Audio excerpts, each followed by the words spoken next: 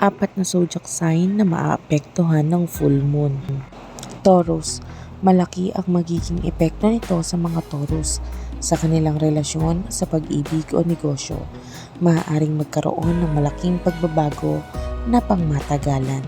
Malaking development o plano katulad ng paglilipat, pagli-live-in, engagement o pagpapakasal.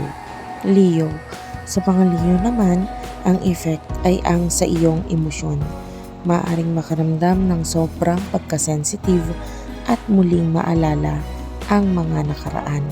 May mga tao o sitwasyon ang maaaring magbalik sa iyong nakaraan at ang mga alaala o emosyon ng nakaraan ay maaari ring magbalik. Scorpio, marami ang makakapansin sa iyo. May importanteng pangyayari sa iyong personal o professional na buhay. Ito ay magbibigay ng growth sa iyo.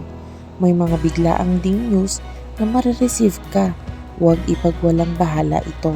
Aquarius, may mga pagbisita sa mga nakaraan kung saan may mga memories ng kabataan mo. Sa usaping karir, may victory naman para sa iyo.